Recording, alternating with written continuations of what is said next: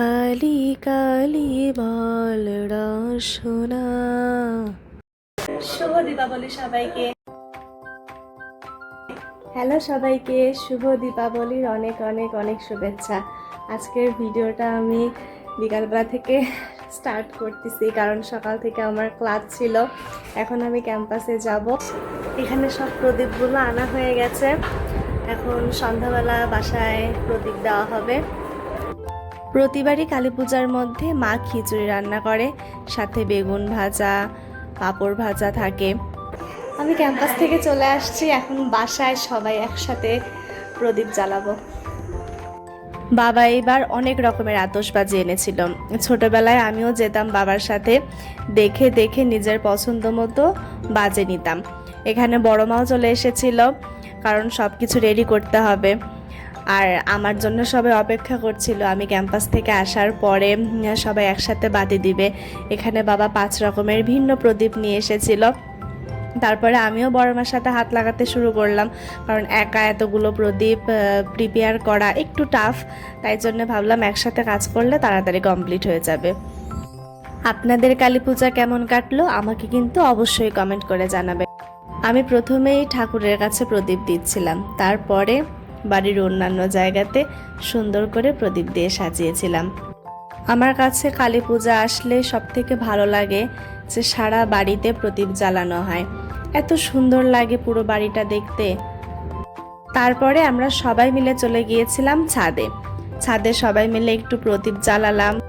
গত 2-1 বছর যাবৎ কালী পূজার মধ্যে আর বাহিরে ঠাকুর দেখতে যাওয়া হয় না। এইবার বাবাকে বললাম যে আমাকে একটু জয়কালী বাড়িতে নিয়ে যাও, আমি একটু মায়ের দর্শন করব। তাই ক্যাম্পাস থেকে আসার সময়ই জয়কালী বাড়ির ঠাকুরটা দেখে এসেছিলাম। ছোটবেলা থেকেই কালী পূজা আসলে আমি এই বাজিগুলো ফাটানোর অপেক্ষায় থাকি।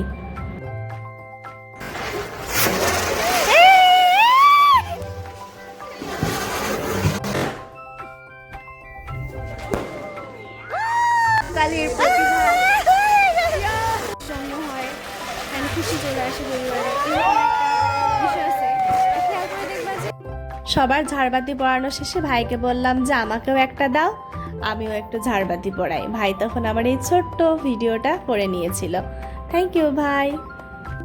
আর আমরা বাজি আনলে শব্দবাজি কমই আনি, হয়তো 2-1টা শখে আনি, কিন্তু শব্দবাজি আমরা পরিহার করারই চেষ্টা করি, কারণ অনেকের শব্দবাজিতে সমস্যা হয়। তাই জন্য আমরা এরকম ঝাড়বাতি, আরও অনেক তুবড়ি, চরকি এগুলোই আনি, যেগুলোতে আসলে শব্দ খুবই কম হয়। তারপরে আমরা চলে গিয়েছিলাম আমাদের খাওয়া দাওয়া পর্ব শেষ করার জন্য, কারণ অনেক লেট হয়ে গিয়েছিল, রাত হয়ে যাচ্ছিল অনেক। তাই জন্য আমরা ভাবলাম যে আমাদের খাওয়া দাওয়াটা শেষ করে নিই, তারপর আমরা ধীরে সুস্থে সারা বাড়িতে বাতি দেব। আমার এই ডিজাইনার প্রদীপগুলো খুবই সুন্দর লেগেছে, তাই জন্য আমি বাসার একটা পোর্শন এই ডিজাইনার প্রদীপ দিয়ে সাজিয়ে নিয়েছিলাম। তারপর আমি একে একে বাকি সবগুলো প্রদীপ জ্বালিয়ে নিয়েছিলাম। আমি দুর্গাপূজার পরে এই কালী পূজার জন্য সবথেকে বেশি এক্সাইটেড থাকি, কারণ এই দিন এত সুন্দর করে পুরো বাড়িটাকে সাজানো যায়। পুরো বাড়ির চারিদিক আলোয় ঝলমল করে।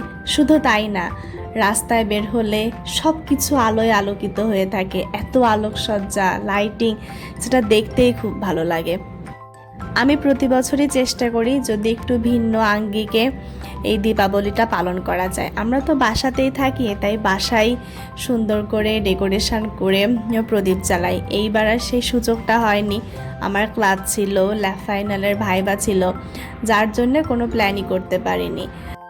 তাই বাসায় বিভিন্ন জায়গাতে প্রদীপ দেওয়ার পরে ভাবলাম যে বাসার একটা পোর্শনে একটা সিম্পল ডিজাইন করি, যেন দেখতে একটু সুন্দর লাগে। আপনারা কিন্তু জানাবেন আমার এই ডিজাইনটা কেমন হয়েছে। আজকের ভিডিও এ পর্যন্তই। নতুন আর একটা ভিডিওতে আপনাদের সাথে দেখা হবে। শুভ দীপাবলি।